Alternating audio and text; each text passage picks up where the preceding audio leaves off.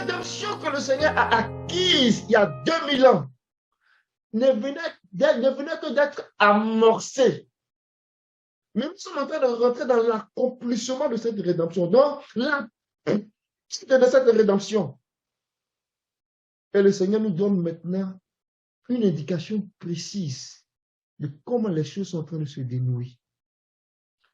Quand ces choses arriveront, redressez-vous. Alléluia. On va regarder quelques éléments pour bien apprécier ce redressez-vous là. Il y a une histoire qui me vient à l'esprit dans le livre de Luc 13, chapitre 13, on va lire le verset 11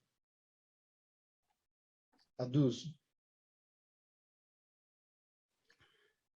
Et voici, il y avait là une femme possédée d'un esprit qui la rendait infirme depuis 18 ans. Elle était courbée et ne pouvait pas du tout se redresser. Lorsqu'il la vit, Jésus lui adressa la parole et lui dit, « Femme, tu es délivrée de ton infirmité. » Alléluia. Voici une femme. Depuis 18 ans, elle ne pouvait pas se redresser, elle était courbée. Le Seigneur est intervenu pour elle, pour qu'elle puisse se redresser. Quand le Seigneur dit redressez-vous, ça veut dire qu'on est dans une position où on n'est pas droit. Donc, on est courbé, il dit de se redresser. Instruction numéro 1, d'élever la tête. Instruction numéro 2, pour pouvoir voir le travail de la rédemption qui arrive vers nous. Alléluia. Alléluia. Le redresser ici, là, c'est un appel à nous ressaisir. Courage quand tu vas commencer à voir ces choses. Ce n'est pas le moment de t'agiter avec les autres. Ce n'est pas le moment de t'effrayer avec les autres. Fortifie-toi en toi-même. Courage. Parce que l'heure de ta rédemption est arrivée. L'évangile que nous prêchons, l'évangile que nous annonçons est une vérité, est une réalité. Le Seigneur n'est pas venu pour payer un si grand prix. Il y a maintenant 2000 ans gratuitement. Non, ce qu'il a payé là, c'est pour notre rédemption au nom de Jésus. Et le Seigneur n'a pas oublié son projet. Le Seigneur travaille à cela. Ne redressez-vous dans cette, affermissez-vous, affermissez vos genoux. Affermissez vos bras. On va lire Hébreu. Hébreu chapitre 12, verset 12 à 13. Affermissez-vous, ressaisissez-vous. Parce qu'il y a quelque chose en train de se passer. On ne peut pas rester comme s'il n'y a rien en fait. Ah, ça va passer. Ça, on a déjà vu ça. C'est comme ça. L'histoire du monde, c'est comme ça. Il y a eu des grandes crises et puis après, bon, vous savez, après les grandes crises, on passe à une autre chose. On trouve la solution et puis le monde s'est rétabli. Oh, que le Seigneur nous garde. Que le Seigneur nous garde. Lorsque Jérémie est en train d'annoncer ces choses, il dit, Nebuchadnezzar arrive pour détruire la ville. Qu'est-ce qu'ils n'ont pas fait de Jérémie? Ils n'ont fait aucun cas.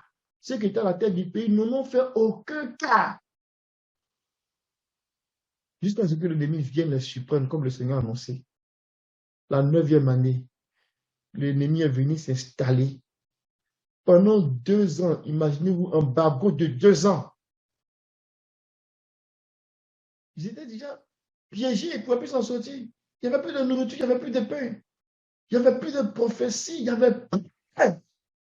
Parce qu'ils n'ont pas écouté la voix du Seigneur. Et l'ennemi a continué dans sa destruction progressivement. Et ils ont tout détruit. Qu'il ne soit pas ainsi pour nous. Ces choses vont arriver. Il faut qu'on se redresse. Il faut qu'on se redresse. Fortifiez vos mains languissantes. Vos genoux affaiblis. Alléluia. Redoublons d'efforts dans la prière. Oh, nos mains languissantes, nos mains qui sont devenues paresseuses, nos activités qui sont devenues nonchalantes, à les activités du Seigneur où il n'y a plus de zèle. Venez même prier là même là, c'est comme si il y avait de dire, tu fais ça pour quelqu'un. Ah, si je ne viens pas là, quand ils vont m'appeler, ils vont me demander. Non. Quand ces choses vont arriver, chacun doit se ressaisir. Alléluia. Suivez avec vos pieds des voies droites. Ça parle de la vie de sainteté, de pureté. Comment tu marches avec Dieu. Commence à reconsidérer tes voies. Alléluia. Ce qui est boiteux là, soit redressé. Et même si tu étais incapable de sortir de ton infimité, le Seigneur peut faire grâce, comme il a fait à cette femme-là. Il a dit que c'est une fille d'Abraham.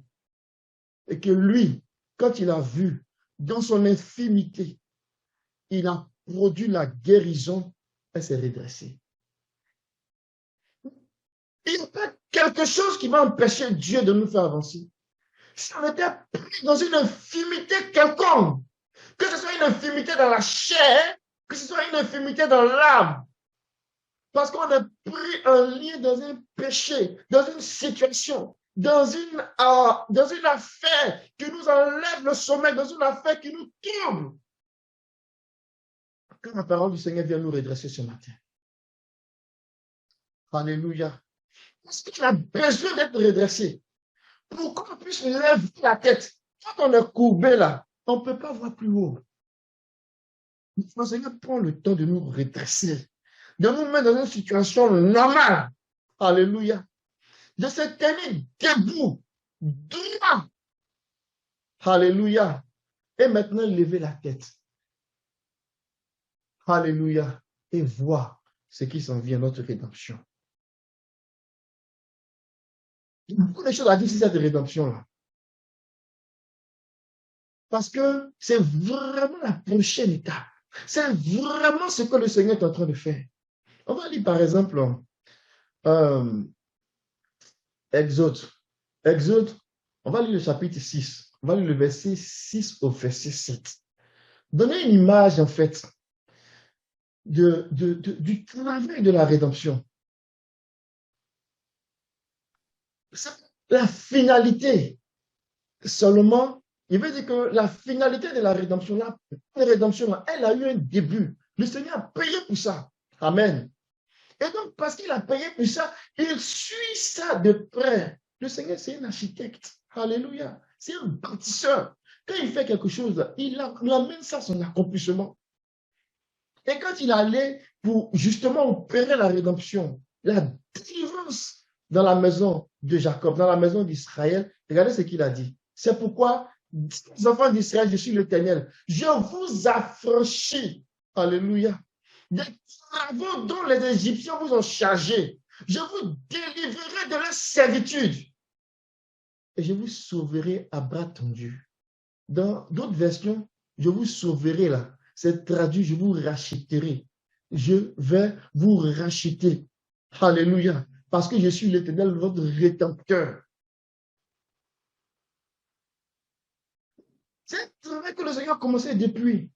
Il vient pour nous délivrer à cause du péché, de la nature de péché, qui nous a fait porter des poids lourds de souffrance. Il dit, je viens pour vous délivrer des poids que vous avez portés pendant longtemps sous la pression du méchant. Il dit, je viens pour vous, je vais arrêter ces travaux forcés-là. Satan, il fait travailler les gens comme Pharaon a fait travailler les enfants d'Israël. Tu veux ou tu ne veux pas, tu travailles pour lui. Et il fait souffrir les gens. Il met des poids sur eux. Ceux qui ne sont pas vigoureux, ils meurent là-dedans. Le Seigneur dit, je viens pour te délivrer de ces fardeaux, de cette charge-là. Première étape. Quand il délivre de la charge, il vient te délivrer de ton statut d'esclavage. Ça veut dire quoi? La Bible dit qu'on est esclave de ce qui domine sur nous, n'est-ce pas? Donc, quelqu'un est esclave, ça veut dire qu'il est soumis à un maître contre son propre gré. Il vient non seulement pour nous délivrer des travaux forcés, mais pour nous délivrer du statut de servitude.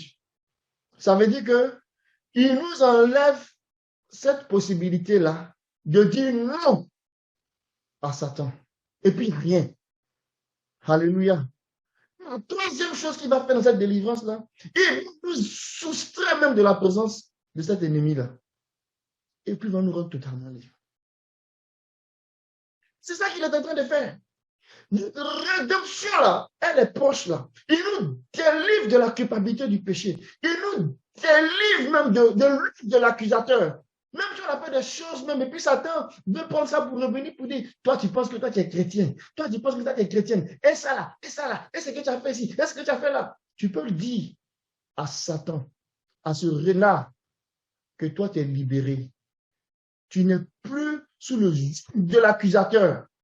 Alléluia. Le Seigneur nous livre qui sont habités par le sang de Jésus. Il ne s'arrête pas là. Mais il nous libère de la domination. C'est-à-dire qu'il nous libère du fait que Satan nous utilise comme des instruments pour nous envoyer pour commettre le péché. On est plus dans des affaires et puis on n'a pas la force morale de dire non à Satan. On est comme contrôlé par je ne sais quoi. Et on n'est pas maître de nous-mêmes. Ça, là, il nous libère de ça aussi. Parce que ça appartient à la rédemption. Et quand il nous libère de cette affaire-là, il ne s'arrête pas là. Il nous libère de la présence totale de tout ce qui peut appartenir, on va dire, à notre bourreau. Tout ce qui peut appartenir à cet ancien maître-là. Il nous libère de ces choses-là. Et il nous rend esclaves de la justice. À partir de là, maintenant, on commence le voyage. On commence à faire des transactions avec le Seigneur. Je vais m'arrêter sur ce bout-là. Alléluia. Notre rédemption, là, c'est une réalité. Elle est proche. La rédemption totale de notre corps, c'est-à-dire notre être nouveau que Dieu est en train de créer là. Il y a un point donné où il est totalement restauré. Et c'est pour cela qu'à la fin du verset 7 dans Exode 6, là, il dit, vous deviendrez mon peuple, je serai votre Dieu.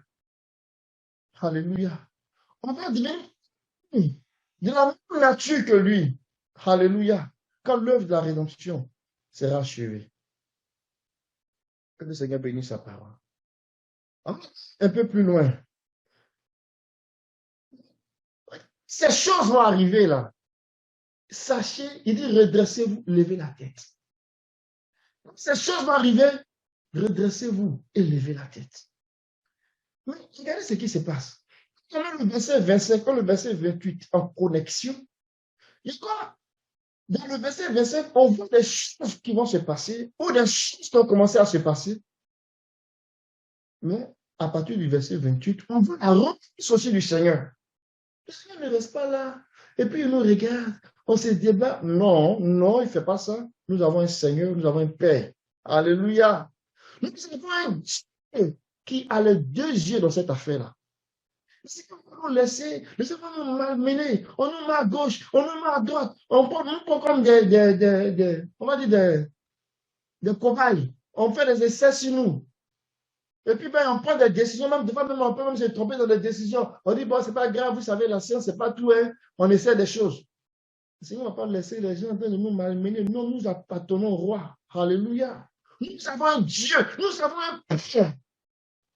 Et il va donner une réponse. Et la réponse que Dieu donne là, c'est notre rédemption. Ne vous limitez pas à ce qui se passe. Ne vous limitez pas à ces peurs, à cette angoisse-là. Non, il y a une bonne nouvelle. Il y a une nouvelle chose que Dieu est en train de faire. Il y a une nouvelle chose que Dieu est en train de faire. Redressez-vous et levez la tête. Alléluia. Redressez-vous et levez la tête. C'est vers ça que nous allons, mes amis. Nous redressons et levez la tête. Alors que nous affermissons les mains languissantes, les genoux qui sont fatigués, les chevilles qui sont, on va dire, boiteuses. Alors que le Seigneur est en train de les redresser pour nous faire prendre conscience que nous sommes en train de nous fortifier. Le Seigneur va nous faire voir encore plus clairement la rédemption qui vient à nous. Cette rédemption qui vient à nous, là, on peut donner des images pour comprendre qu'est-ce que Dieu est en train de faire, comment Dieu est en train de faire de façon plus exacte. Regardons par exemple dans le livre de Apocalypse, Apocalypse 5, Apocalypse 12, verset 5. Ce n'est pas une explication contextuelle que je vais donner, mais je vais aller prendre une vérité. Je vais faire la nuance entre ces deux choses-là. Dans le sens que je n'interprète pas le contexte du passage, mais je vais aller chercher une vérité. Et la vérité que je vais chercher, la voici. Il y avait la femme qui était sur le point d'accoucher, pour ne pas dire qui a accouché au verset 5. Mais le diable attendait de dévorer l'enfant. Sorte d'agitation, sorte de manœuvre. Ce qui s'est passé ici, là, ça s'est passé avec Moïse. Ça s'est passé aussi avec le Seigneur lui-même dans les jours de sa chair quand il était venu sur la terre. Mais Dieu a un plan. Alléluia. Dieu nous élève vers lui. Dans ces agitations que nous sommes en train de voir là, la vérité, c'est que Dieu nous élève vers lui. Nous nous redressons. Quand nous levons la tête, nous sommes capables de voir que Dieu nous élève vers lui. Dieu a toujours fonctionné comme ça. Les enfants d'Israël étaient sous l'oppression de Pharaon. Le Seigneur a dit à Moïse, Exode 19, verset 6. J'aimerais qu'on lise ça, mon frère, s'il te plaît. L'adversité, Dieu nous élève vers lui. Dans Apocalypse 5, on vient de lire, il dit, Dieu enleva l'enfant vers Dieu et vers son trône. C'est deux choses différentes.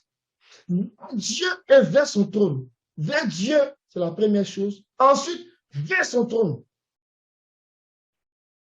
Ce n'est pas la même chose, c'est deux réalités différentes. Dieu nous enlève d'abord vers lui et ensuite il nous conduit au trône. Entre Dieu, vers Dieu et vers son trône, il y a beaucoup d'années. Il y a beaucoup de temps qui se passe. Parce que quand Dieu nous enlève vers lui, là, c'est pour nous équiper. C'est pour nous préparer.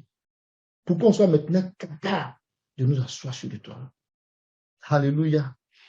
Exode 19, le verset plutôt 4.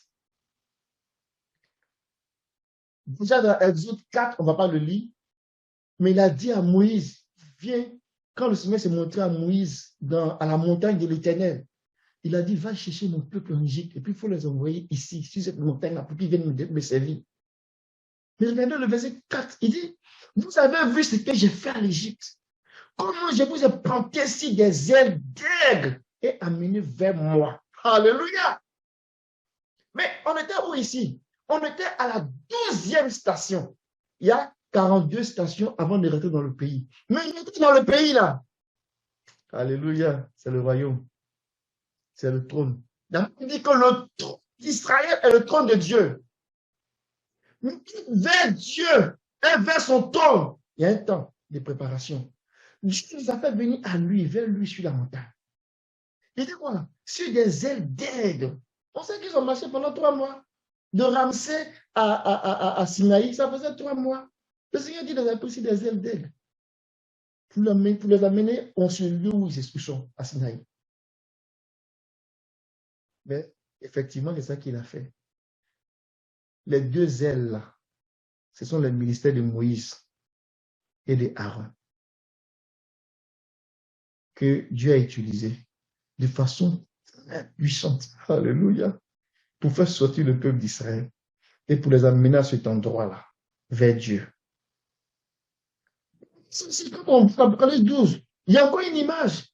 Quand le diable a commencé à poursuivre la femme, il a lancé de l'eau sur elle pour pouvoir la l'absorber.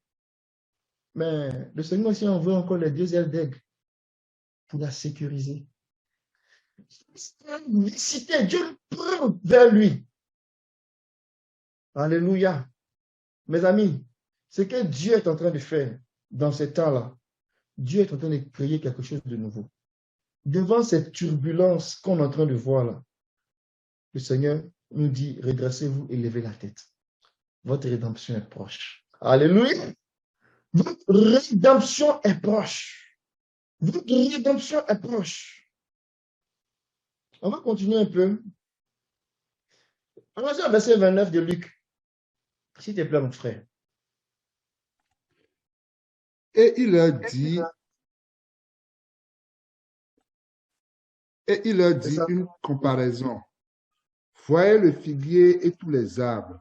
Dès qu'ils ont poussé, vous connaissez de vous-même en regardant que déjà l'été est proche.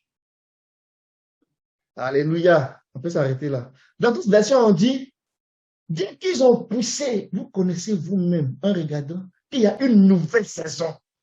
Alléluia. Il y a une nouvelle saison. Une nouvelle saison. Parce que le Seigneur, il est l'alpha et il est l'oméga. Ça ne va pas s'arrêter sur la bouche des nations. Ça ne va pas s'arrêter sur le jugement des nations. Non. Le Seigneur a le dernier mot. Amen. Le Seigneur a le dernier mot. C'est glorieux. Il a donné une comparaison. Il dit, quand vous verrez, vous allez voir le figue et tous les arbres. C'est glorieux. Alléluia. Pour ceux qui sont les étudiants et qui font attention, nous avons dit ici que les arbres, là, il y a beaucoup de symboles qu'on peut en retirer avec les arbres. Un homme, individuellement, peut être comparé à un arbre. L'église peut être comparée à un arbre. Mais ça aussi peut être comparé à un arbre. Et on a trois grands types d'arbres. Israël, c'est un arbre. L'église aussi, c'est un arbre. Le reste des nations, là, c'est tous les arbres. Dans ce contexte ici. Alléluia. Israël, c'est le figuier. Vous voyez, quand Israël a commencé à être rebelle, à être difficile, le Seigneur a maudit le figuier. Dans le sens que il a dit, plus jamais personne ne mangera de ton fruit. La façon dont Israël était en train d'adorer Dieu là, c'était pas la façon qui pouvait amener les gens à rentrer dans le plan de Dieu. Parce que il voulait instruire les hommes avec la religion, avec l'enseignement, la tradition des hommes, la tradition des Sanhédrins pour faire les gens. Regardez cette femme-là. Quand elle a été guérie, il y a un chef de synagogue qui se lève et puis il dit, vous ne pouvez pas venir dans les autres jours de la semaine à la synagogue pour vous faire guérir. C'est le jour de sabbat, vous venez pour vous faire guérir. Parce qu'ils ont une compréhension de Dieu qui est telle que si les gens ne rentrent pas là-dedans, là, c'est que, comment on appelle ça?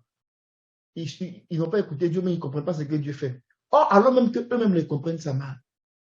Le Seigneur a dit, mais vous êtes hypocrites. Le jour de sabbat, que vous ne détachez pas vos bœufs pour leur donner à boire. Et voici une femme ici qui, depuis 18 ans, Satan a lié. Il n'était pas convenable qu'elle soit détachée de ses liens. Israël n'était plus dans la vision du Seigneur. Je veux parler des chefs religieux, des autorités religieuses qui devaient instruire le peuple des choses concernant Dieu. Et ce arbre-là n'était plus un arbre qui plaisait à Dieu parce qu'il ne pouvait plus donner des fruits. Il était...